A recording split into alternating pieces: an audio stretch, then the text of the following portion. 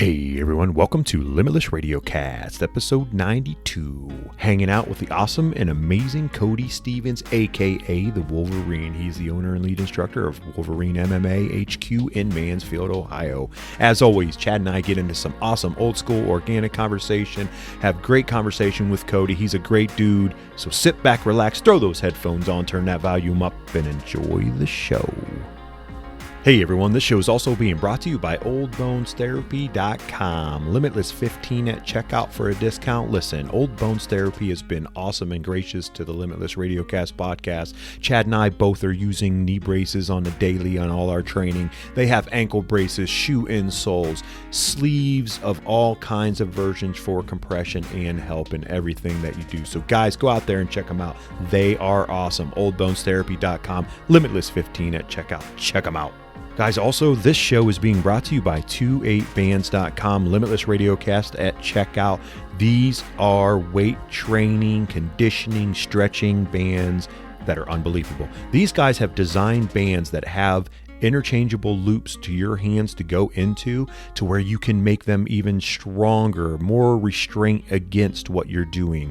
They are amazing. I encourage you guys to go out there and try them out. Chad and I use them on the regular. 28bands.com, Limitless Radiocast at checkout. Check them out. What's up, everybody? Welcome to the show. Hope everyone out there is doing well. So Chad and I have the great honor to hang out with an Ohio-owned Cody. I almost screwed it up, Cody. Cody Stevens. He's a Brazilian Jiu-Jitsu Black Belt, aka the Wolverine. He owns and is the lead instructor of Wolverine MMA HQ in Mansfield, Ohio. He is also an MMA vets for One Championship, and he is also a coach at Strong Style MMA in Cleveland, Ohio. Cody, thanks so much, man, for hanging out with Chad and I. We appreciate it very much. Terry and Chad, thank you. I appreciate you guys having me on, and look forward to chopping it up with you guys. Chopping it up for sure, man. And everyone out there, like, this is what we usually do on this show all the time. So we obviously have a dialogue where we kind of talk before we get in to break that ice a little bit, just get comfortable and relax. So everyone, we were just talking about, cardio, and I actually had a fortunate opportunity to see Cody compete last year, just in a small venue kind of thing. It was sub only, and I was just commenting on his amazing cardio. So Cody, how's gym going and training going now? I know you just competed yesterday. It's going well.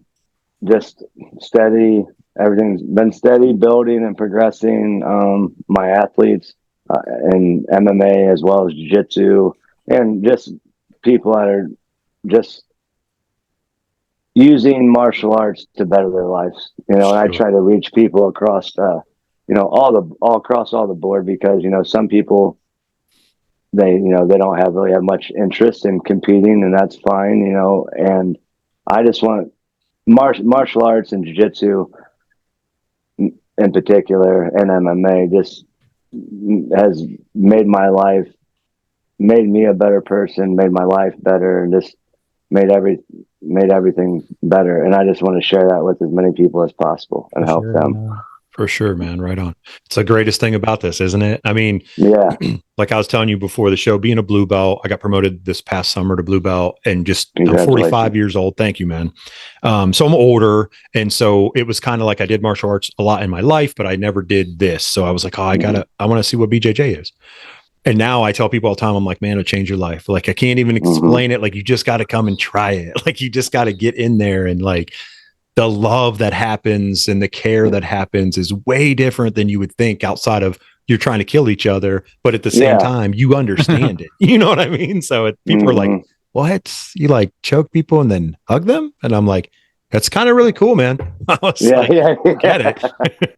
Yeah, you need to experience it. It's the camaraderie is really second to none.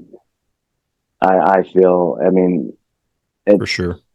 Especially coming from wrestling, and then coming from wrestling, I always loved individual sports, one-on-one. But I also like when it comes to competition, I like doing one-on-one. I like one-on-one competition. But I love having a team setting that pushes each other in the day-to-day. And, as well as the competition, you're feeding off your teammates there. But, the day-to-day feeding off your teammates and the camaraderie that jiu-jitsu and martial arts in general just provides. Did you ever think you were going to have your own gym? Was that like kind of a goal? Yeah, it was. I mean, that was always like once I got started. Once I got started, I didn't know if I was like I didn't know if I was going to help like my coach at the time, like Sure. continue building his business and what was his dream. But you know, I was always then goal was always to be able to provide and people an outlet here in Mansfield where I grew up and where I I was live. going to ask you that. Were you born and raised in Mansfield? I was not born. I was actually born in Houston, Texas. Oh, no kidding. Okay. Right. Yeah, Nice. yeah. I was born in Houston. My parents were young when they had me, 18 and 19. So I ended up in Houston, but then I grew up in Mansfield ever since I was 4 or 5 years old, and just been here my whole life. Nice. Cool. So, yeah, you're an Ohio traveling. guy. Yeah, I'm an Ohio guy. You're an Ohio guy. Sure. In a cold part of Ohio, everyone out there, as Chad and I are too. So that was always a difficult thing when I got the moniker, the nickname, the Wolverine. Oh, yeah. Oh God, I was like, everyone just gave me like this is like back when NAAFS had message board and stuff like. Oh yeah, oh man, good old days. Yeah, people would be harassed. Oh, the Wolverine! What are you doing? You're from Ohio. What do you do? And I'm like, I didn't pick I didn't want to be called the Wolverine. It was just it just happened, and then I was always an Ohio State fan, but then no matter what, everyone would still. Because I even had a guy that I fought for NAAFS amateur title, Zach Moomey. He called himself Zach the Buckeye when we went and fought, just to try to get everyone hyped up around him and stuff. It was funny, but. How about, so Cody, those that you mentioned NAAFS, man, and so I started Jujitsu in 2004, and I feel that 2004 to 2010, man, was like the golden era of MMA in Ohio. Yeah, it was a lot of fun. We talk about it a lot. Dude, there were so many good fights. We were going to fights, and I came up under Steve Heineman, which I'm sure you knew Mr. Heineman pretty well too. And Steve was awesome. Yeah, he was a great dude. Great person. Yeah. And I remember he was probably the first person that told me about you. I remember you did like the Asian Open or something. You went to Asia for a while, right? And I think that's the first time I heard about you, was through him. Yeah. That's awesome. Very cool. Yeah. Steve, man, rest in peace, Steve. He was a great human. He was just a great person. I loved getting to interact with him and spend time with him. But yeah, I got to go over in 2008, I went to Thailand for the first time, and I was at training at Tiger Muay Thai, and they were Tiger Muay Thai, but then they were putting together, because they were starting to evolve and build the MMA program there. So Ray Elby was their head MMA and Jiu-Jitsu instructor at the time, and he had fought King of the Cage. He's on one of the Ultimate seasons, Ultimate Fighter, but we're putting together a team to go over for the Pan Asian Grappling Games in Manila, and I just got there, and they were like, because my coach at the time used to be a coach there, so like Ray was like really on guard, like thought like he was coming back to try to kind of I didn't know, like he thought I was like trying to take his job at the time or something like that, or you know what I mean. So like he was like kind of standoffish at me with me at first, and then just my hard work and just kept showing up every day working hard, and then we ended up being good friends, and they invited me over to be a part of their team, and I was like, heck yeah, I can go over there, and it was a great experience. I won my no gi division over there. I had like 5 matches and got to be in the Mall of Asia. That was a great experience. Being in Manila was really awesome. It was a pretty wild town. I'm sure. Definitely. Pretty wild town. Yeah. But yeah, it was a great experience. Yeah, I'm sure that the training. Yeah, I've watched some of those Tiger Muay Thai like training videos on YouTube or tryouts. They are freaking crazy. Yeah, that then I was in 2008. Then I came back, And then in 2012, like around August or September of that year, they were holding the first round of Tiger Muay Thai tryouts. Yeah. And it was gonna start the Thanksgiving Day. Oh man. So they were accepting applications, and then they took like 20 applications from guys that turned it in, and they invited me back over. So like I was like living real frugal and I was pretty much poor, real poor at the time. So like I was up enough to raise a one-way ticket over there, and I was like, get me over there and I'll win a scholarship, and I'll fight my way back if I have to. Dang. How old were you then, Cody? I was 30 years old.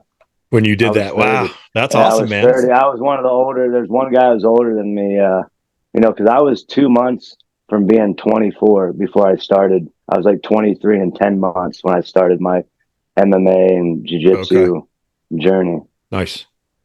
Yeah. Nice. Did you wrestled in high school, and did you wrestle in college, or just wrestle in high school? No, I wrestled through junior high and high school. I was a 2-time state qualifier, Division I, from Mansfield, Madison. Nice. Here in Ohio. I never pursued college. I was making bad choices and had my head in my ass at that time. And hey, and then a lot of people have. Don't worry, man. So look at you now. So that's why I thought, I was only 17 when I graduated, and I was still getting better as an athlete. Sure. And then I tell these guys a lot. I said, a lot of these high school kids and junior high kids I interact with, like when you've been an athlete your whole life, and then all of a sudden you're not, it's like a big void in your life. And, I'm just so thankful that combat sports and jiu-jitsu has evolved and gives everyone an outlet that can still continue to be an athlete, even if you don't go to college. 100%. And still be able to give you that outlet. Because, if not, a lot of the times it leads to bad choices and, bad decisions.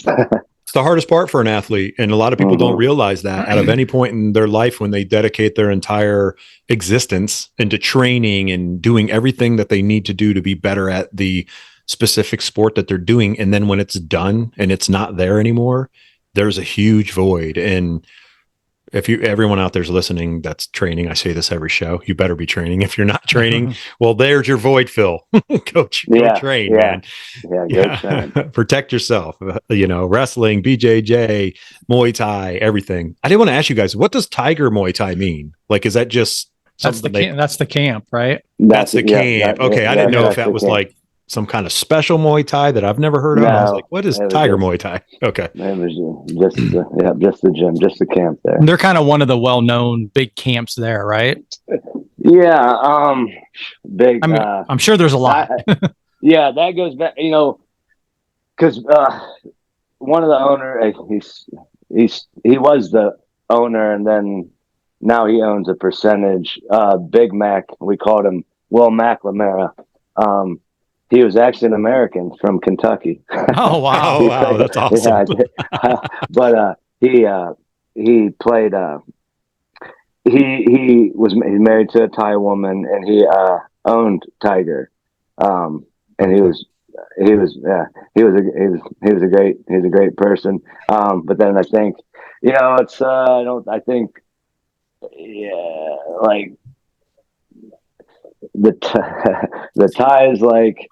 Will did a great job of marketing. Like he was ahead of like being online, pushing everything like on the internet and like having the website done. And that's how Tiger got so big.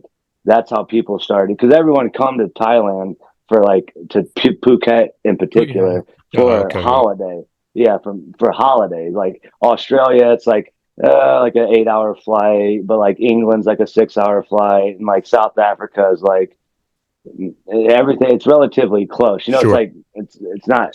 So a lot of people come there, but like a lot of the Thais may not have had like access. It's a third world country. They didn't have like access to computers, and unless you're like kind of more wealthy. But Will was really hammering on the end, like pushing his website, being this advertising. So that's how Tiger really blew up. And they were doing like documentaries, like before everyone really like got on board and started, hammering it out. So that was a big reason why Tiger had the success early, and it just carried over to today. Nice. That's good because it has to start somewhere. I mean, I do think about like third world countries that you see stuff. Obviously, we have the availability to see all that on social media. And I think, man, like, how do they know how to go to a gym? Because it's not so prevalent there. You know what I mean? Like, you know, for a lot of people in other countries, I mean, we're fortunate. We're super blessed and, you know, fortunate to get what we have and at our fingertips all the time to do stuff like this, you know, to be able to talk to good people and, you know, about, you know, combat sports and stuff. So, I'm glad that those organizations made it and they made it over the hump. And that way younger people can still see and they can still succeed and, you know, and have a different outlet. Cause as I said earlier, I come back to it all the time. Train. It's better your life. It'll make you a lot better. On like what we would call it Tiger Road over there, because like Tiger was like really the first gym there, and then it's just got built up all around it. But there's several gyms just down the road. There's Phuket Top Team is on the same road. There's you'll pass Muay Thai gym after Muay Thai gym. I'm sure on that road now, but yeah. Is Muay Thai bigger there? And this is probably a dumb question, bigger than BJJ is, just because that's what was there. Okay. Yeah, absolutely. Okay. Like they're like, even when I was there in like, it was like 2008, it was like really like, it was outlawed in Thailand. You couldn't even, I mean, not Jujitsu wasn't, but MMA, they wouldn't even host MMA shows. Then like 2012, I think, John Nutt's awesome dude. He lives in Bangkok, but he was like he's a big promoter in Bangkok, and he was really pushing to bring an MMA to Thailand. And I think around 2012, 13, they finally had an MMA show. And then like the Thais at camp, they weren't real warming to it, especially because Thai boxing is the national sport for Thailand. You know, it's exactly. It's the most sacred. It's like it's next to the king. It's the most sacred thing in Thailand. Sacred. Yeah. Okay. It's nice. They value it, but not, their religion. But it's huge. So, which is good because it's still going, hasn't died down. You know what I mean? Like, I know BJJ's obviously growing. We want it to grow. I mean, obviously don't have a podcast about it. But yeah, I just always curious, like what other countries, like if they're staying true to what, I mean, that'd be like going to Brazil and be like, hey, is there Muay Thai everywhere? Well, no, you idiot. Well, I thought about it after I asked you, and I'm like, yeah, okay, I'm just going to go with it. But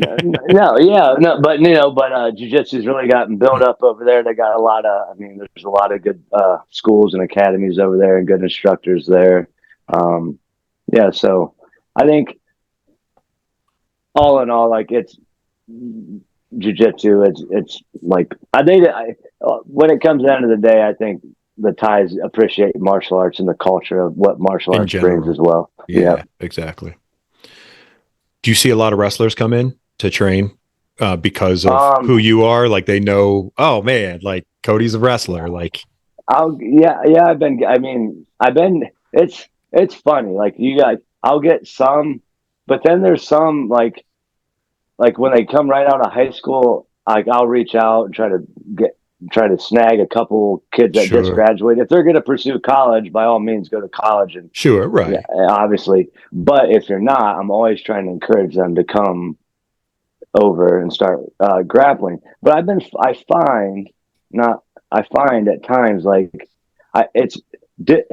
it takes a certain mindset to be able to transition when you were like the top of the peak, say in wrestling, and then all of a sudden you got to come over to jiu-jitsu and well, you can shoot on me, but I'm going to snatch your neck. And then all of a sudden they're like, like I'll get these big 200-pound plus wrestlers. They wrestle at AU or whatever, and they come over and I'm like, great, take me down, but that's not the game we're playing right now. Right, exactly. And they're getting submitted, and then they're like, sometimes it can kind of it throws them.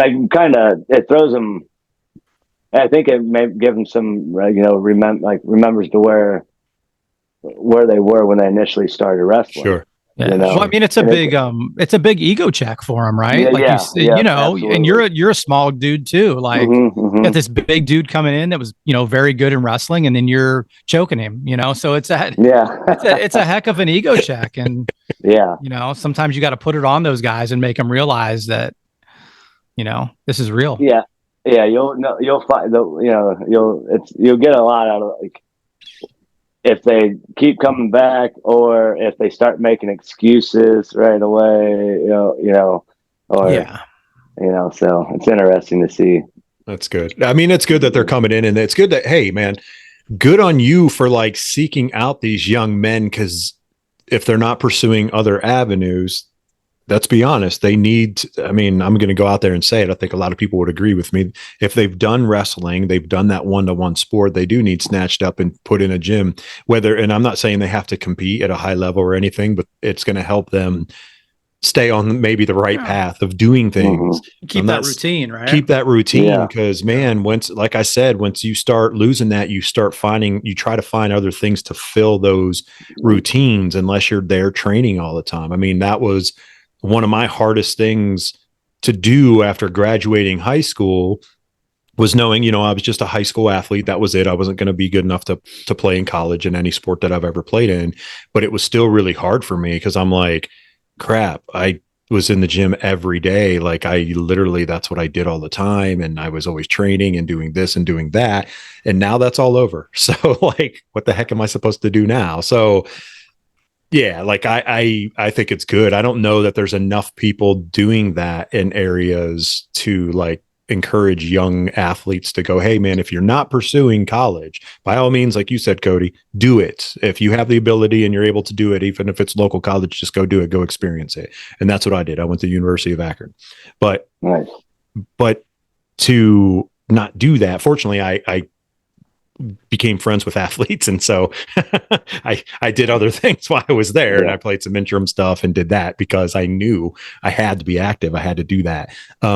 Just because I probably would have been dead in the ditch anyway. So if I didn't, but you know what I mean? Like, I think it's good, man, like seeking those people out. So good on you, dude. Like, yeah. I mean, I'm always seeking out the wrestlers, but I'm always kind of drawn to the like the misfits and the outcasts, and like the people that people might have given up on them a little bit. Sure. You know, I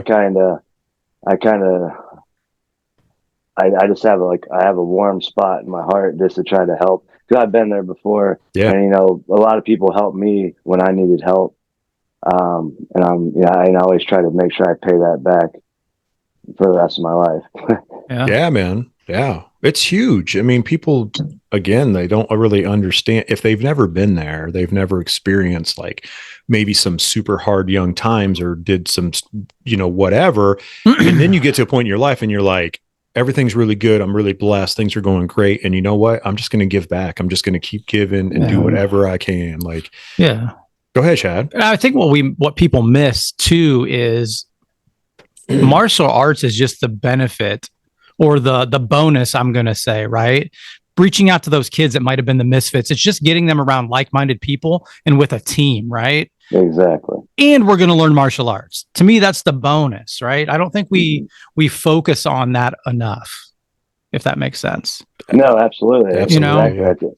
It's like you're saying, like it's just drawing them together, getting them in that. Because like there's this guys like I can tell,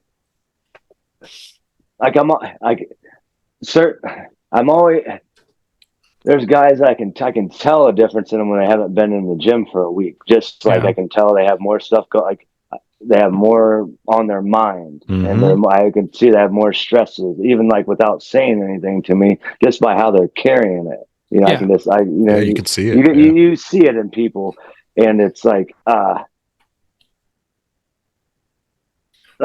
guys like I know some guys, you know, they have families and they have lives, and I'm like, but I'm like, you don't have like if you can't do 6 days a week, don't do 6 days a week. Like go down, like, do 3 days a week. Spend obviously I'd love to have you there 6 days a week, but like you got to do what you got to do for your family and make sure that's right, and then just commit to 3 days a week or 1 day a week. And then you got these guys that'll come in crazy for like 2 or 3 months, and then you don't see them for a while, and then they come back in and they do this cycle again, and then I'm like, just stay consistent one day for a whole year, one day a week for a year. I was like, instead of popping in and out of here, but just because, like, you retain more, and it's easier to build that camaraderie with your team, because if you're one of those guys that come in, they love having you in there when you're in there, but then they don't see you for 6 months, and then you come back in and you do it again. It's like kind of hard to draw. It gets, that's where it gets difficult, because you know how it is, Chad. You invest in everyone, and then it's like you don't see them, then it kind of hurts your, like like you just miss them, or like it hurts you. Like, man, like that guy really had a lot of potential if he just. But us being around the sport as much as we can see that potential before they can, right? So it's just like, man, like you said, just come in one day a week. You don't, some people have different lives and schedules, and they can be there more. Don't try to compare yourself to that person. Do what you can do. You know what I mean? Yep. It's like, he's here this many days, I need to be here because, and there's that friendly competition of he's going to get better quicker than me, and which is going to happen obviously if he's there more, but it's your own journey, let it be that. It's the hardest part to teach too, like being young in it. Like, Chad knows obviously we're really good friends, and he's my coach also. So he's, it's not podcast related. He's like texting me like, you're coming, right? Like, what are you doing? Like, you know what I mean? Like, always planting that seed in my head. I mean, just last week we had that conversation. Terry texted me on a Tuesday. He's like, man, I'm tired tonight. I don't know if I can do it, or however you said that. Right? I was just like, I'm so tired. I just don't know if I can do it. Just come and drill. Just come and drill. That's all you need to do. Yeah. But he ended up drilling and rolled. So I rolled for 25 minutes too. Yeah, and those are like I've said before, those nights you don't want to come and train are the best nights you'll have. Agreed. Yeah. I was having a rough last Monday, just like the weather. It was rained all day. It was like I was just having like my anxiety was all like messed up. Like I was like, why am I feeling all down like this? Like. And I literally I went had open mat at 6:00, and like by 7:00 when I started Muay Thai class, it was like I was like a whole new person. I was like, and even like I could tell a couple other guys were a little like little not feeling it when they first got there, but man, even like just that push, that exertion, and it's like exhilarating. It's amazing to like what joy I get from grappling. Well, no, I love it, man. It's just like it makes every day of my life better. Yeah, we've talked before. It like jujitsu, whatever combat sport you're doing, puts you in the moment more than anything in your life. You have to be present. We're on our phones, we're doing this, we're distracted by everything in our life. But when you're doing jujitsu, Muay Thai, whatever, you have to be in that moment, or it's not going to go well. Right? You have to be focused. You have to be in. So, you mean I can't be thinking about Instagram while I'm rolling you can. with you? You can. I don't know what happened. I'm upside down, getting choked. And there are people that do that. I'm sure there are plenty of people. Those are the guys that come in like once in a while, and they're like, I still can do this. It's like, really, you can't. You really can't. Like, trust me, I know, man.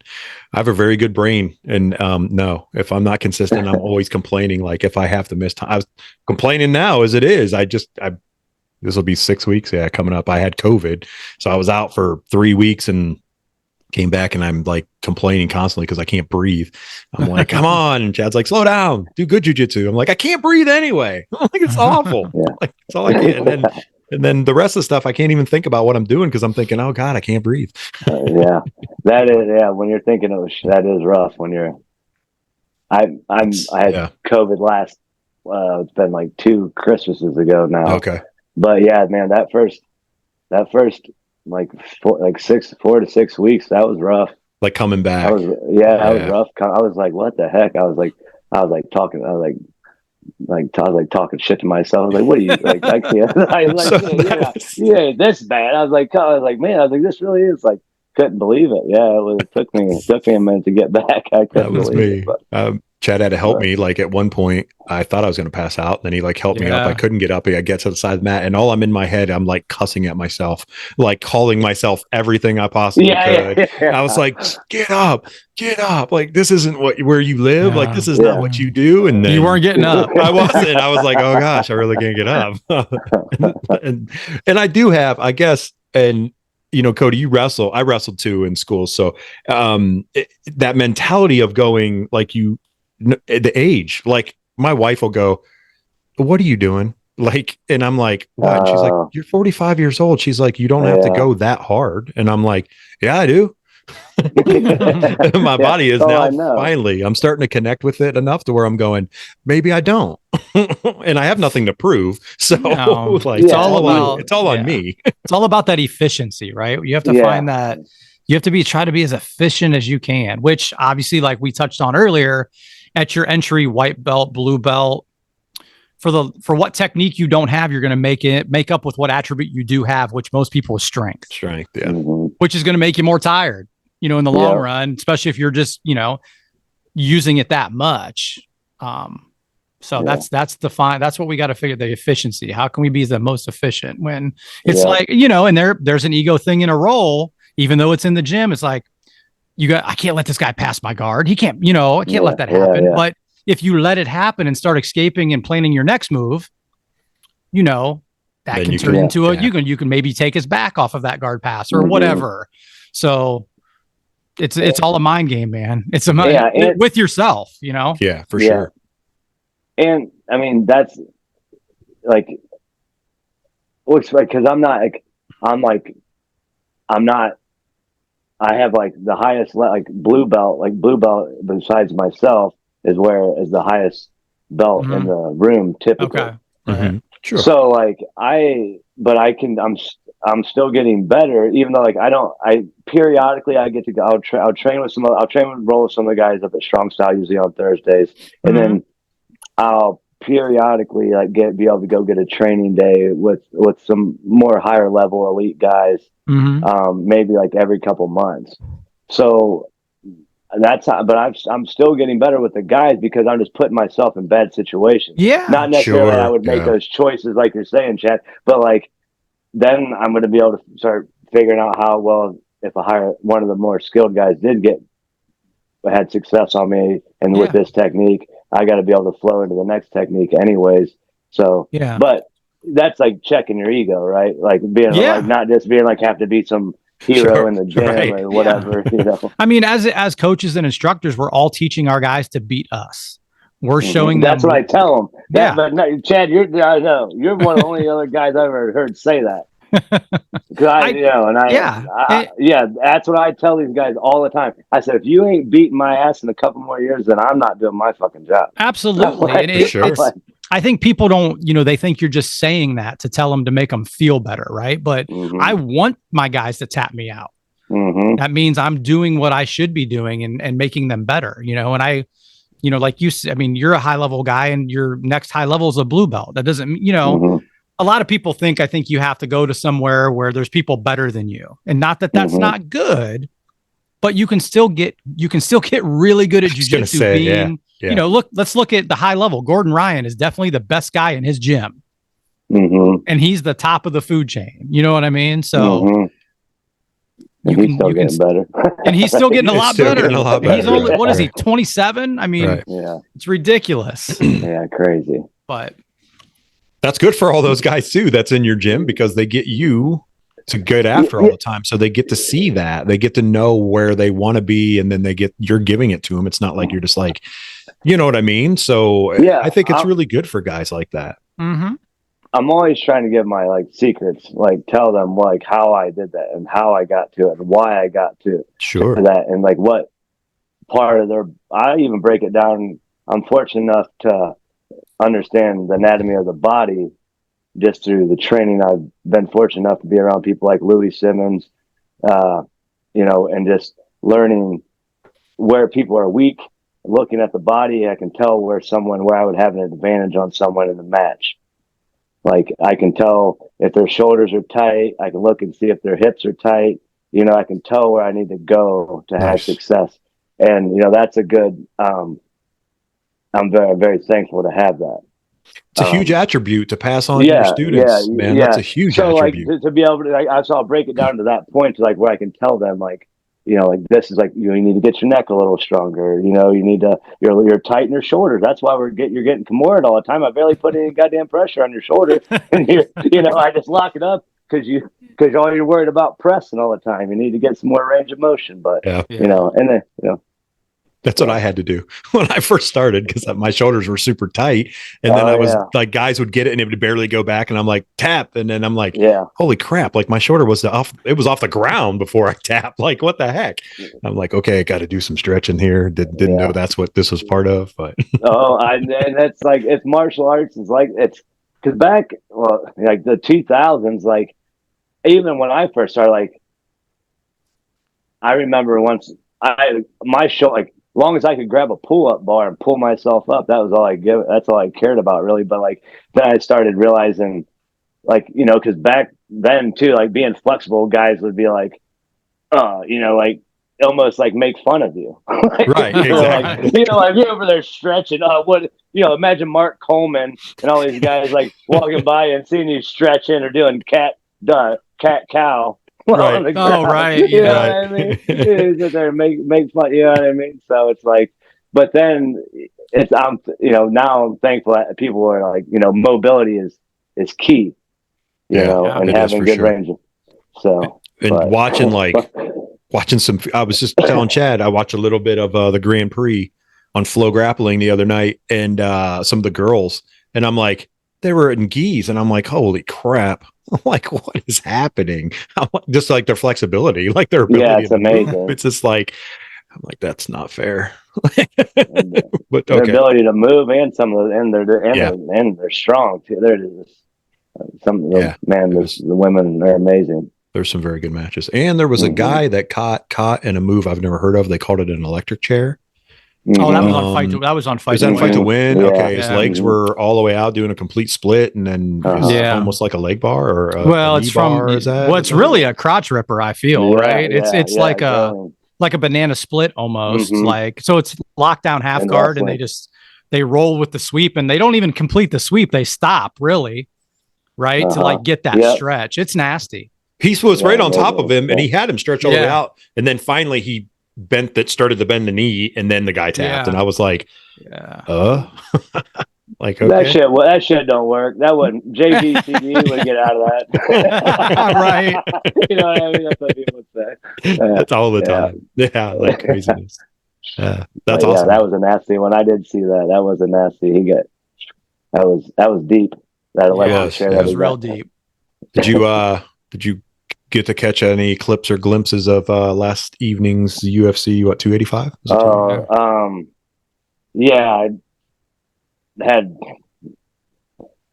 I had a family emergency, so I missed like the Bo Nickel. That's what I was going to ask you, if you got to see Bo, because he's a big wrestler, and I figured you know being a wrestler, you kind of support wrestlers, I imagine. Yeah. I mean, for sure. But no, I didn't get to see that. So why don't you guys fill me in a little bit on that, if you would? So did you watch any of it, Chad? A little bit. I didn't. I mean, I saw the main event highlights and stuff, but before we go to that, what I want to say is how much I like Bo Nickel's work ethic. Obviously in wrestling, he's a workhorse, but I saw an interview. He did one of those food truck diaries with Brendan Schaub, right? Where it's just like a little interview thing. I'm not a big Brendan Schaub fan. I hate listening to that guy. He gets on my nerves. But he was talking about Bo Nickel's jiu-jitsu. And he's like, man, you should be like a purple belt or a brown belt by now, you know, or you could be, or you could compete with those guys. But what I like is Bo is training in the gi too. And I think he might be a blue belt. And his coach told him, he's like, hey, to get through the ranks, you got to train more gi. I'm not just going to give you a belt. Could Bo Nickel compete with black belts? For sure. Yeah. Because of his wrestling. He's not going to out jiu-jitsu those guys, but that's what I like. I like the path that he's on. Hopefully he stays on that, you know. I appreciate that a lot, because a lot of guys get away from that, and then you'll see like, oh, so-and-so's a black belt. I'm like, well, when did he train in the gi? But that's I know. I think the same thing. Or like, when did he even compete in jiu-jitsu? Well, or yeah. I mean, everyone. That's what drives me nuts about, like, just people just getting awarded belts when they necessarily haven't put in the time and the sacrifice, just because they might be at a higher level in MMA. Yeah. So they just, I remember years ago when Rashad Evans got his black belt. Like, I'm like, I didn't even know he did jujitsu. I mean, obviously he's an athlete and he was a UFC champ and a good wrestler. It's like, when did you do jujitsu? But I had no idea he was a black belt until just now. Yeah, that's what I said. I didn't even know he was a black belt. Yeah, because it was kind of I know who he is. Yeah, it was a big thing in the jiu-jitsu community. Like, hey, does he deserve this? And that's such a tricky word to say. Does he deserve it? But guys that have come up, it took me 14 years to get my black belt.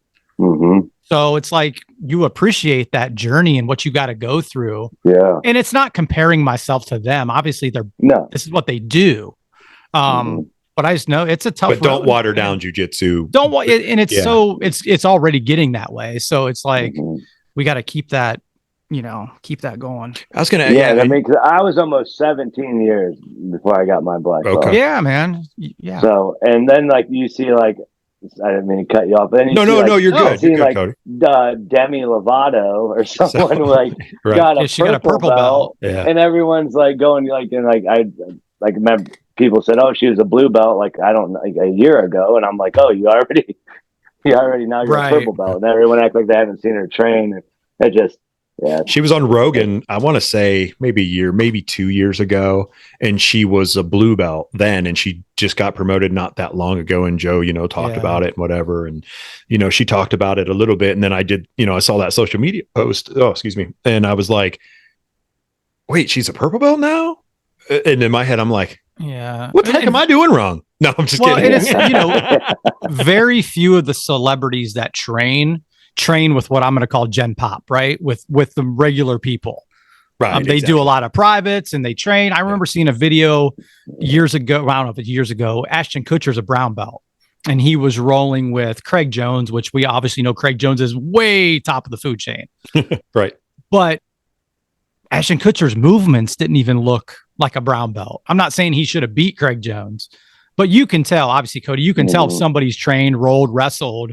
You can tell by their body movements and body language, and it just didn't look the same. But I wonder if that's why some of the celebrities have competed, like Tom Hardy. And he's a different person, though. Yeah, but and Mario Lopez, for instance, like he's a purple belt, and like he's been competing like out in California in just small little tournaments or the opens and whatever. And I wonder if that's like prideful for them because they live in that world of being the celebrity, and it's like, what I mean? Like, it's kind of like, oh no, I'm going to compete because other people are saying they're this and that, but they're not, they're just doing it, which, hey, people, I'm not telling you to go out there and compete to prove anything. Don't do it. You know what I mean? I'm just like, to put it in comparison from a celebrity side, Keanu Reeves is I don't even know what belt he is. I don't even know if he has rank or not. But. Yeah. I don't even know if he has rank. Most of his training has been based off just for his movies, but he does talk about how he loves doing, obviously martial arts and training and stuff. Now, Tom Hardy and Mario Lopez, now we know,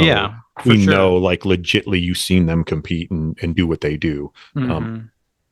There's other guys too. I'm sure there's other people. I just don't know them. Well, I mean, what's his name? Sean Patrick. Sean Patrick Flannery. Yeah, Flannery. He's legit. Legit. He just got like his 5th or 6th stripe on his black belt. So he's been around a long time, man. Yeah. I always wonder what their is. Yeah, I know. That's how I one of my top favorite. Yeah. One of my top favorites. Yeah. That's awesome. Very cool. I want to ask you, man. So are you fully blind in your right eye? Yeah. Fully blind in my right eye. Feel like a mag light, like right next to my eye. Sometimes I can tell if it's on or off, but yeah, I'm blind. Yeah. Okay. Did you lose it in a fight? Did that happen in a fight? Yeah, it happened. It'll be 5 years ago this August. It actually happened on my 36th birthday. Oh, wow. Okay. Yeah, it was my 36th fight, MMA fight on my 36th birthday. Wow. Wow. It's like I don't know, not like number 23 or like I'm not superstitious, but yeah, me neither. But it was like little. It was like this ironic, I guess. Yeah, I was fighting in the flats at the Nautica at the Plain Dealer Pavilion, fighting a guy named Aaron Mitchell. It was just the whole lead up to that was he was like 8 pounds over like the day before the fight. First I was supposed to fight at 45. So then I took but they couldn't get at me anyone. And then it was a couple weeks out and they found someone at 150. And I was like, man, I don't really want to, Marcus. We were like, I don't really want to do any catch weights. I'm trying to make my mark at 45, blah, blah, blah. So, but then we ended up taking that 50. But then the promoter, Jeremy Caudell, Honor Fighting, at the time, he called me the night before weigh-ins and said, "Oh man, Cody, he's 158 pounds." First, he called me and said his tire got flat and he ain't going to be able to make it. Then he called me back and said he was peeing orange and he's 158 pounds. Would I still take the fight if he could be? I'm like, no. I'm not taking this fight. It's like, no, it has to be 150. Blah blah blah. But then that's you already coming up, right? Like that's already you coming up, right? Because you're 145, right? Is that what you typically? Yeah. Okay, that's what I fought at 45. Okay. So I cut weight to get to 45, but that was what we agreed to, and sure, so I didn't want to give him more than 5 pounds. I mean, he was like 6 foot or 6'1". I'm 5'6". Yeah, right. So, jeez, yeah. So then he was like, "Oh, he sounds like he was the promoter's like, he sounds real drained. He sounds like, trying to sell it to me." I'm like, dude, like I've been around 100 of you before in my life, all over the world. So like, don't be like trying to sweet talk me into this shit. So, but then the next day, I made weight at 150. He was 150. He was 153.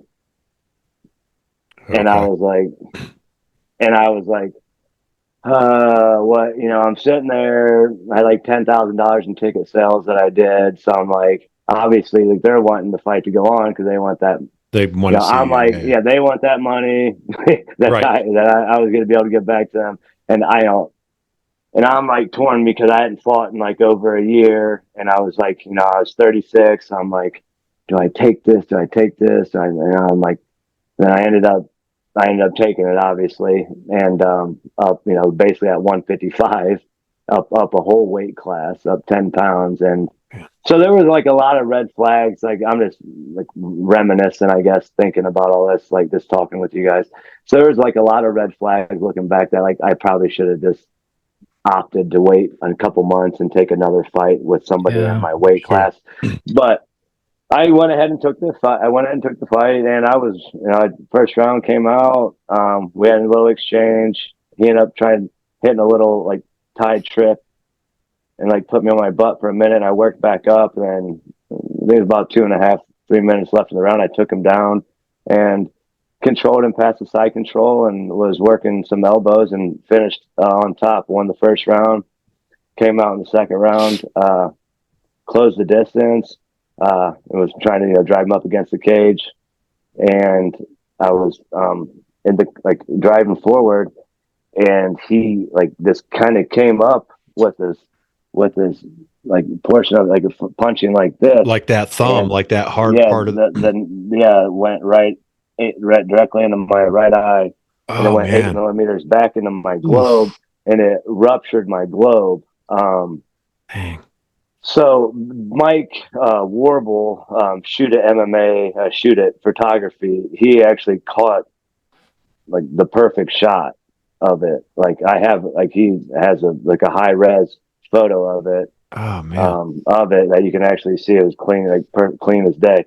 Well, anyways, then the fight that happens, and I'm like, what the heck? I'm like, I fall, like I kind of like fall back to my back, and I'm like, he hit me right in the eye. You know, I'm just like, that's like, I'm like, literally, I couldn't see anything instantly. But I'm like, then he starts trying to like hammer fist and rain down on me. And I'm like kind of scurrying around. And like, I get in to a leg lock and entanglement. And I'm like trying to, I'm like, I got his heel in my like in my right arm. And I'm like, you know, obviously I'm like trying to hook the heel. I'm like trying to turn, I'm trying to finish it. And then he like scrambles away, and I end up on top. And they see the damage that was done to my face, and they stop it. My eye. They see the damage done to my eye. It was like, I can't believe you kept fighting. I mean, I can believe it because once you're a fighter, kind of it's people. That's the other part about being in this world, combat world. Like you know what I mean? Like you don't tend to stop unless you absolutely have to. Like you're doing this. It'd be the same thing if it's on the street type deal. It's like you're not stopping. Yeah, I mean that was just how I always was. Sure. I want to fight with a broken jaw. I mean, I want to fight with a broken hand. I lost the fight because I broke both bones of my leg, and I had to stop. I couldn't win that fight, unfortunately. And unfortunately, I couldn't win that one. I thought about it when that happened. I was about ready to just like, oh, should I just like sit on? Maybe he'll come into my guard or something. That's really literally. I literally thought those thoughts went through my head at that time. But So then I end up on top, and then they stop the fight, and I'm like, mad, you know, I'm upset. I'm just like, oh my god, dang, you know, we're just upset, and I'm like pacing back and forth. Once they get me out of the cage, and I'm like in the back, and Alexis, one of my teammates and friends, Cameron, he was getting ready to fight the next fight, the main event. I was the co-main event. I didn't fight until like midnight.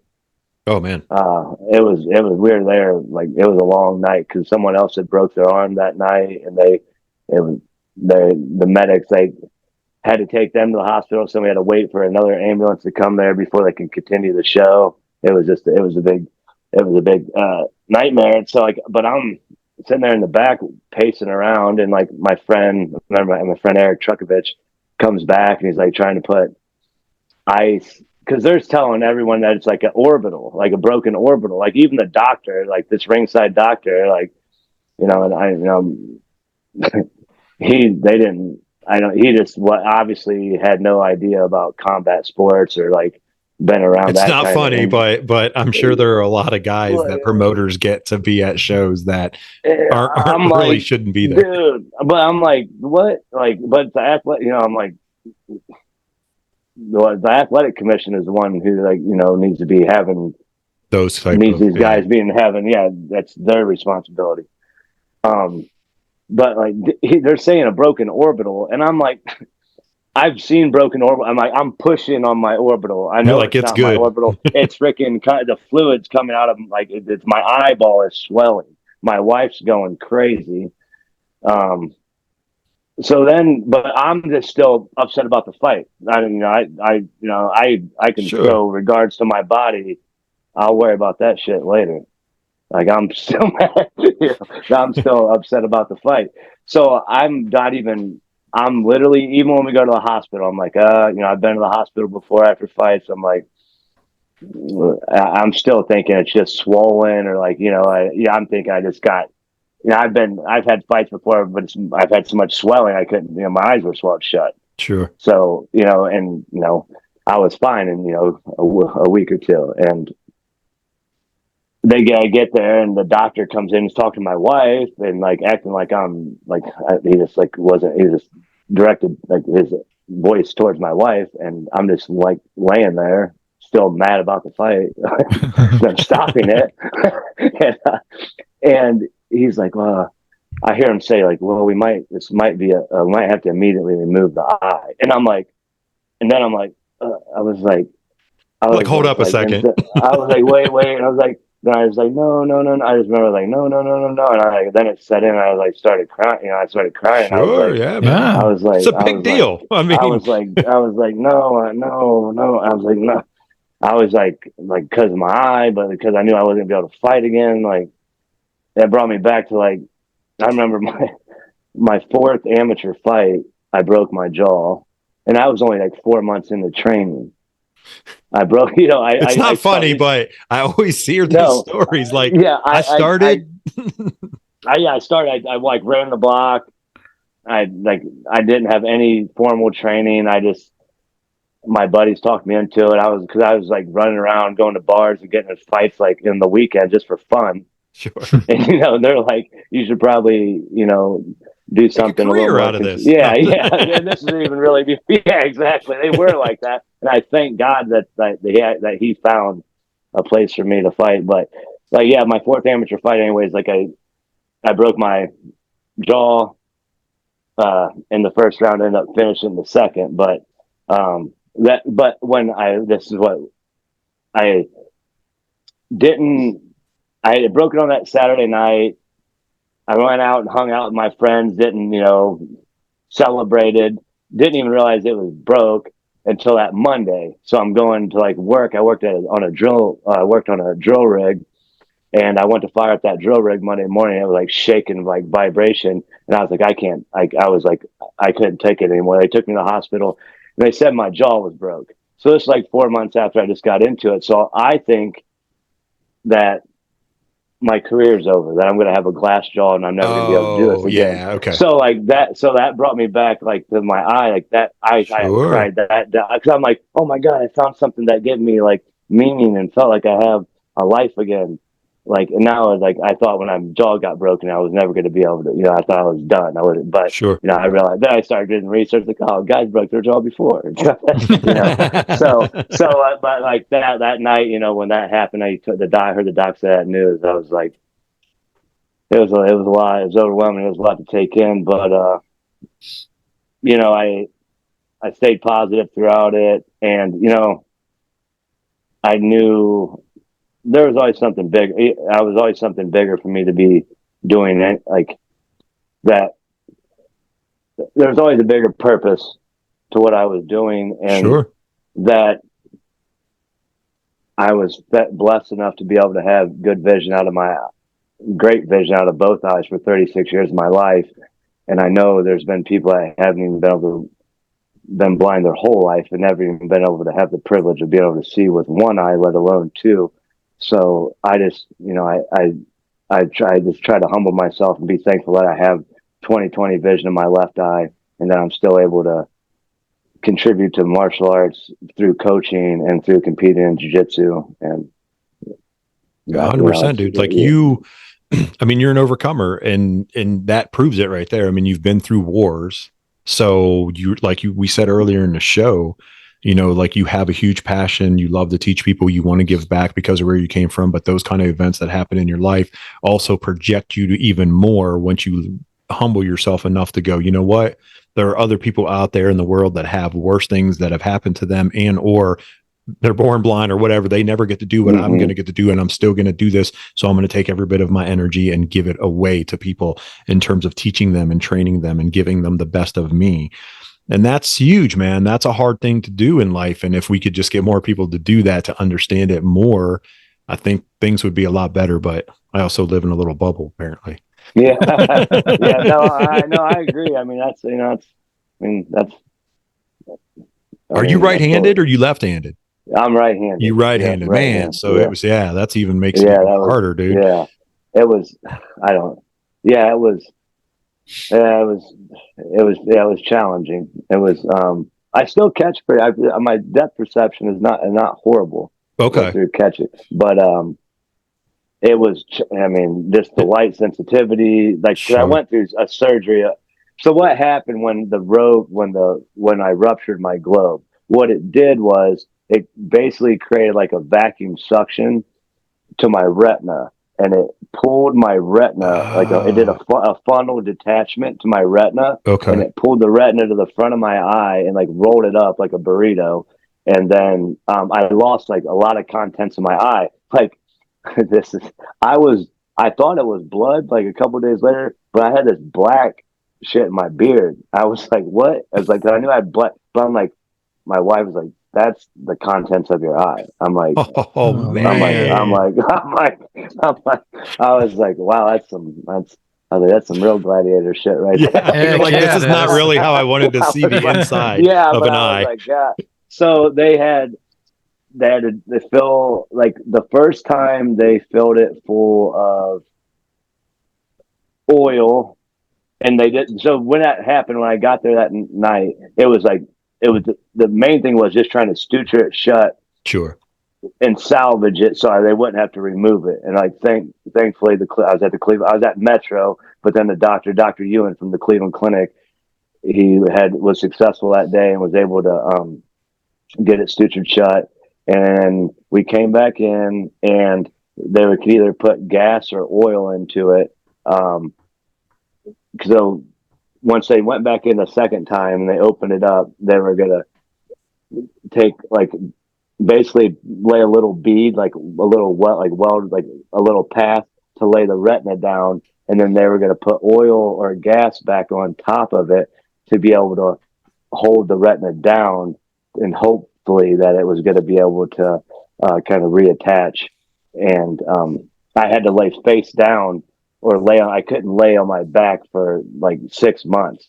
Wow. I had to lay face down or on the side because of the risk of, it coming detached. Sure.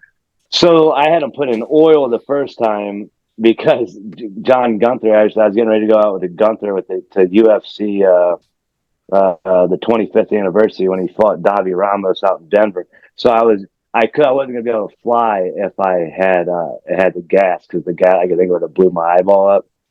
Gas. So they're like, oh, you can't have the gas, so do the oil. So I was like, okay, because I really wanted to go with John. So we had the oil in, and then it ended up coming detached and didn't lay down. So then the next time we put gas in, and it dissipates over time. Okay. So then the retina wouldn't stay attached. So so much damage and so much scar tissue. Basically, I wouldn't say tissue. I forget. I don't know the proper. Too much damage was done, and then so there was pretty much. It was that third surgery. After that, they just told me there was nothing else that they could basically do. Yeah. Does it hurt you ever? It gets like. I mean, 5 years isn't a long time, man, to have a serious injury, right? And you're still training, and you train hard. I know you do. So, yeah. It gets itchy and dry sometimes, and like when I'm like, it was real tricky because like it's like clear, and then you start getting blurry, and then it's nothing. Okay, so it's like. It was an adjustment to be able to get used to it, but now I'm used to it. It's amazing. The human body is the most amazing thing in the world for sure. Yeah, and it's amazing how you can adapt. So yeah. Well, I'm sorry that happened, man. And I was curious. I wanted to ask, because I knew, and I'm like, for you to come back and train, and obviously, so Chad, and I'm under him, Klingerman, James Klingerman, Jujitsu Black Belt, and he got shot in the face and lost his eye. Yeah, and I didn't know that. Yeah, so 20 years ago, it's over 20 years ago. Over 20 years ago, kidding. I didn't know that. I'll send you a little video on his background. I see. Like not that I'm sorry that happened to him, but it's like it's nice. I mean, I don't to know that there are other people that have gone someone from else that have had that, because. I mean, that's really like when seeing you and then hearing the stories and stuff. And I didn't know the full story until you just talked about it, but I knew something was there, and Chad said something, and I was like, well, I'm going to ask Cody if he doesn't want to answer it. He doesn't have to, but James, the same thing. Like, I've personally trained with James, and you can tell, but he told me even then is that like your body adapts, and like you learn. He's like, once I was able to get back on the mat to train, and he's very good. A very high level black belt, and like the body adjusts, and then he can do things a little bit differently. And I'm just like, Okay. Like, and I wonder, like for you, it's got to say, that's why I asked if you're right-handed, because like that's your go-to, like your stance and everything you come out of is a right. So if that eye is not there, it's like, well, crap. Well, my body has adapted, like you said. So man, I'm sorry it happened to you as well. But I'm glad you're still doing what you love to do and you're able to give. For sure. Yeah. It's like Braille. Once I get, I now, like a lot of the times when I'm in, I'll close my eyes and roll. Yeah. Especially if I'm on bottom or even if I'm on top, if I got an anchor, if I got like an underhook or some sort of connection, like I'll close my eyes and roll and just go through motion. And it keeps me like at peace. It's weird. Yeah. It's weird, but no, it's yeah. But one thing, because like I did all that like through August, I wasn't able to like lift over like 30 pounds. Like I wasn't able to do nothing for like a couple months. Like I could do like a little bit, but it was like, but then I was finally able to do a little bit more, but I still couldn't lift like over 30 pounds for like 6 months. And I was used to like powerlifting down a West Side barbell and, doing and rolling, you know what I mean? So that was challenging. And then, once it was like March, like 1st of March, like that was like right around when like about 6 months later is when I had that it was when I went back to the doctor after I had the final surgery in like January, around December. And they told me that there wasn't nothing else I could do. And I was like, okay, well, is that, can I start grappling or, because the guy, he was like, I think I started doing jiu-jitsu. He was like, are you going to wear protection? Or, I was like, probably not. I was like, he was like, you can do what you want to do. But he was like, I couldn't believe that I still wanted to do what I wanted to do. And I was just waiting. Literally, they said that like March. I had already kind of lightweight been like drilling light a couple months before that. Secretly, now you're like, but I'm not doing anything. Telling your wife, you're like, I'm not doing anything. Yeah. She knows me though. I was gonna say, yeah, she knows me. So, but then as soon as he said that, then like Seth Daniels happened to be having the fight to win. Like 4 weeks later, and he messaged me, and he was like, do you want on? And I was like, yeah. And I was like, I'd love to. And he kind of knew what happened with me. And when I started training and getting ready for that, like 4 weeks later, and then I fought and competed and won my match on Fight to Win. That was like my second time for Fight to Win. Just, it was just 7 months after I lost my eye. Wow. Man, that's awesome. Yeah, I was gonna say that's super awesome. It's a testament to your work ethic and your mindset, Cody. I mean, people out there, if you guys are listening and you're getting trained by Cody right now, like you are privileged because he has a mindset that can give you that's very hard to come by. Because that's that. Thank you. For sure, man. Like I lead by the front. You know what I mean? I can't be. Sure. I've been saying this my whole career. I've been like, believe in yourself, push yourself, outwork everyone. Always, I'm always like, hardships are going to happen to everyone. But we still gotta, mourn or do whatever you have to do or get through it. But like, you can't let it define your life. 100%. I wasn't gonna let it.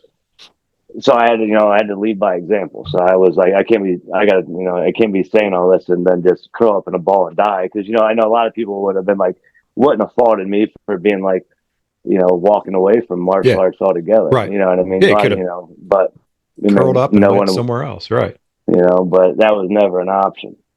Yep. So that was never in my mind ever. That's good, man. I mean, and people ask me like, would you do this? People ask me all the time, if you knew what happened if you knew what was going to happen to your eye, to yourself, would you have started martial arts? 100 times I will always say yes. Yeah, for sure. Yeah. No matter what. And I think that's, and I put this out there people, so I have a tattoo on my hand here, and it's Asian tattoo, and it stands for samurai. And people are like, why would you do that? And I said, it's the mindset. It's not about super physicality. I said, it's the mindset of that. I was like, you can't worry about what has happened before. You have to keep going. And there's going to be events that happen in your life that are awful to everyone that's listening to the show and everyone that we will ever see and talk to. But you're not defined by those events. You are defined by your reaction to those events. That's how you're defined in your life. And that's exactly how most samurai will live their life. It's the reaction of what they do. It's not that event itself, because all of us have had so many bad things. And you say, well, I'm done. I'm out. I'm never doing this again, or I'm walking away, or I'm going to go cry in a corner, which is fine. I'm not telling anyone not to do some of that stuff if you have to get away for a minute. But I am saying to yourself that don't allow that event to be the end all be all.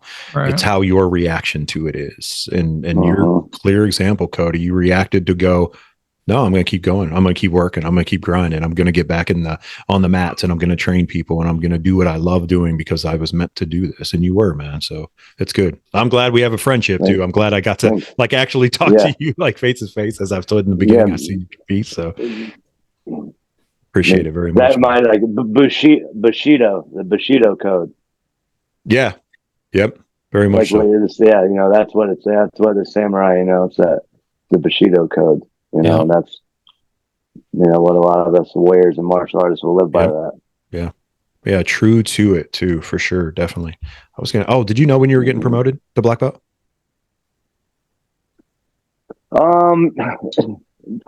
No, Pablo was kind of I knew like about a week before. Okay. We were talking, and he was like, it's about, and I was never, people would be like, when I was a purple belt, and like, I was like fighting a purple belt for like 5 years or something.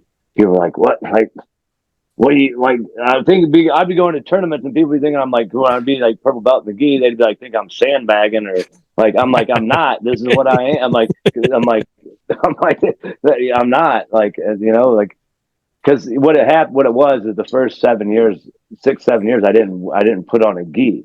I didn't have the opportunity to train anywhere that had a gi. So, besides when I went down to John Saylor's, and we would work like judo throws into submissions wearing the gi. But, and what really when I started putting the gi on, as weird as it is when I started training over at Tiger. When I went nice. I'm there with Fernando Macachero, and he was Brazilian top team under Murilo Bustamante, and I'd wear the gi every day with him. That's awesome. After we get, that's awesome. But very cool. So like Pablo was talking to me, and then he was like, it's time, brother. And I was like, am I like? Then I started being like, am I ready? Like, should I be ready? I don't know. You're like, I've been here for a while now, but I don't know. I'm like, to me, like, people ask me, like, I've always just been about the sport and about competition, regardless of the belt. You know what I mean? And the technique, but it's not to the people. It's more for the people that are uneducated about jiu-jitsu, is where I'm thankful that I am a black belt now, because people that aren't educated on jiu-jitsu, just because someone might be like a higher belt, they're just like, well, that person's good. That person would kick your ass, or that person's a better instructor. That person's a better this, that, and the other thing. And I'm like, that's not necessarily the truth. You know what I mean? But like, you can't to explain to someone that's uneducated about the sport, it's like you just talking to a dead horse. We call them layman's now. Yeah. When you talk to a layman about non-jiu-jitsu, and they're like, "Oh, that guy's at this belt. He can kill you," and I'm like, maybe not. Don't know. I was like, open mat Sunday. See you there. So. Well, hey man, we kept you for a solid hour, Cody. Can't thank you enough, for hanging out with us. Why don't you do this? Tell everyone how to get at you, man. Anything you want to tell them, and follow you on social media if you want to give out your handles, any kind of promotion stuff or anything that. Oh, you know what? First, before you do that, how did How did it go for you at Arnold's? Oh, at the Arnold. It went well. I was gonna have 3 matches, but one of the guys didn't show up. So Okay. I had 2 matches. 2 submissions. Nice. One of the guys was a brown belt, and another guy was a black belt. Nice. From I had two guillotines, team guillotine. Nice. got to it a couple different ways. So one was off of the guy shot. He had if they're committed to my leg, their hands are committed to my leg, and I have then their neck's exposed. I'm going to take it For sure. So right. he Exactly. did that, Sure. and then the other one, I kind of did this chin whip, like a single arm. Basically ran like a wrestling move. Like I got his chin, I snapped him down, and I ran like a power half. But once I was turning him to the side, instead of going to my knees on the mat, I set the scarf hold, but I had a hold of his chin. So it's kind of like people call it a neck crank. It's a neck crank, but it also puts you unconscious. And Sure. so yeah, that went well. Then my Kobe Car Pierce, my 135 blue belt, he did awesome. He went 10-2 on the day. Wow. Nice. Nice. He went 5 5-1 in the gi. Lost on an advantage in the finals, tough kid. And then he went 5-1 in no gi and lost on positioning, got outpointed. Okay. But he had 7 submissions on the day, and he did awesome. A lot of the guys from Strong Style competed and did well. That's awesome, man. Good. Congratulations. Yeah, it was good. Thank you very much. Yeah, definitely, dude. I love seeing that. And I know you've been around a long time, but I like to see that you're out there doing what you love still and competing and, getting on the mat and getting after it. I mean, that's cool. That's very cool. It's inspiring for me because being a younger belt, I'm like, hey, there are guys around my age that are still doing it and they can do it. So no problem. Stop thinking this can't happen. You know what I mean? So yeah. That's I got one of my guys, Matt Nice, 49, Brian Mills, 47, Anthony's in his 40s. But then I just had this one, this guy, Marty, came in. He's been coming into no gi. I'm going to start transferring, getting him into gi as well. 6 years old, and he's good shape for 60. And I was wondering how he's going to do. And he came back the next Wednesday. I was like, just drill. I'm getting this thing now. I only for the first 8 weeks of being in the gym, I won't let him do any submissions. I'm just position. Position only, just position only. So, but I get inspired, man. It's I love when I have guys that haven't ever done martial arts or thought they maybe wouldn't ever be able to do martial arts. Sure. Because of whatever reason, and then because they might think they were too old to start, and when they get that bug, and you see the joy in their face, and because that's where I want to be. I'm going to try to roll as long as I can. Roll. I mean, I'm trying to live to be 100. Right. I have a long-standing joke with one of our guests that came on the show in the beginning when we started this podcast, and actually he was just on the show again. But Todd Fox, we have a long-standing joke about a battle walker that I'm going to design that it can help you get on and off the mat. And I was like, we're going to call it the battle walker, because I don't want to not be on the mat ever again. It's just, I found too much joy. I found too much family and just the camaraderie and just something that I felt like I've missed out my whole life on, or something. I don't know, like Chad said earlier, like-minded people, and that's hard to explain to people, again, as I've said a million times, but it's weird. Go ahead, Cody. I'm glad. I was just saying, I was glad. Terry. I was just going to say, I'm glad that Chad and the East Coast was able to, fill that void for you. Yeah. In jiu-jitsu, that's awesome. It is. That's it awesome. is for sure. And it's that family, you know what I mean? Guys will text me where are you? Why are you not here? Besides Chad, hey, you haven't been here for a few days. I was like, man, I have COVID.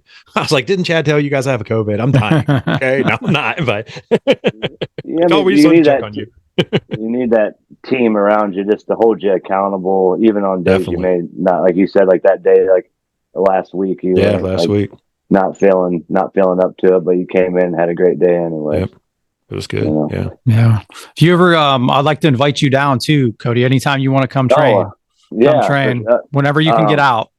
Yeah. Wait. We'll have to talk and then try to just arrange a day and just make it happen. Yeah, make it happen. For sure. I'm trying to get some guys on that next BCM card again too. So yeah. I'm gonna start. I'm gonna start.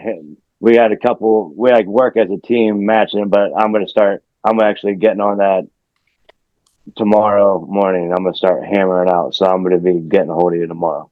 Oh, cool. I think I sent them like five people I'm trying to get on. So yeah. No, you guys had great showing last time, so we'll definitely. Yeah, it was fun. Yeah, nice. I'm excited about it, and May 3rd, April 15th. So I also co-promote for. We started off as an MMA promotion, but we've been venturing off into the promoting side of several different things. But we started, this will be April 15th will be our third caged grappling event. It's BCM Promotions Cage Grappling Series 3 on April 15th. It's in Mansfield, Ohio at the Richland County Fairgrounds. Me and my business partner, Bob Marshall, were wanting to offer and bring jiu-jitsu to the cage and give everyone, another outlet in between, MMA competitions and grappling tournaments, and be able to have a competition without having to pay an entry fee to get in. Because I know a lot of the guys, when you're first starting out, it gets challenging to be able to come up $100 a month or so, to be able to travel amongst, if you get a hotel room or gas, blah, blah, blah. So, and a lot of times, you don't get super fights until you get to be it was like purple and higher, up, or even brown and black before, and then it started purple, and then so it's nice to get these, because the white belts, blue belts, they deserve to have a stage too. I mean, we were all white belts at one time. Sure, everyone came from one spot. For sure. So so it's just, and we did a little different about with the rounds instead of having one big time, we broke the purple, brown, and black was 2 5-minute rounds with a minute rest in between. The blue belts, 2 4-minute rounds with a minute rest in between. And we were doing 2 3-minute rounds for the white belts, but I didn't like that. It wasn't enough time. So we're going to move that now to 1 5-minute round, just kind of oh, that's similar. Good. Yeah. Nice. Yeah. So that'll be better. So the blue belts still get 3 more minutes of mat time, even though it's broken down to 2 4-minute rounds. And the purple and up get 2 5, so you get 10 minutes to work. But that's awesome. And so we have that on April 15th. Then we have the next BCM MMA show on May 13th in Mansfield. And we'll just keep grinding, man. Keep trucking along. Yeah, definitely. As far as my social media outlets, I'm Wolverine Stevens MMA on Instagram. Wolverine MMA HQ is the name of the gym on Facebook. Cody Stevens on Facebook. I don't really mess with Twitter. No. I had Twitter, but I just don't. I can't. I know. I'm with you. I'm not with it. I was you end up going down some stupid rabbit hole. Yeah. If anyone has any interest about getting on the cage grappling event or possibly wanting an MMA fight, message BCM Promotions page on Facebook. I was going to ask you if that is there, because what I'll do, Cody, is I'll make sure that stuff's in the show notes. So it drops, perfect. Obviously it drops on audio, drops on every major platform that anyone can listen to podcast on. Awesome. And also it'll be on YouTube, so they get to see us just hanging out like this. But I'll have that information in there so they can click right on the link, or at least know what to copy and paste that link, and they can go to it and shoot kind of any information, or if they any questions, hey, what's going on, or how's this work, or find the Facebook page even enough to follow you guys to keep apprised of what's going on in the future too. No, thank you. I appreciate that very much. I have a couple little posters I'm downstairs in my basement room. My wife kind of put this together a little down here for me. Nice. I think Steve would appreciate some amount of. Oh man, yeah.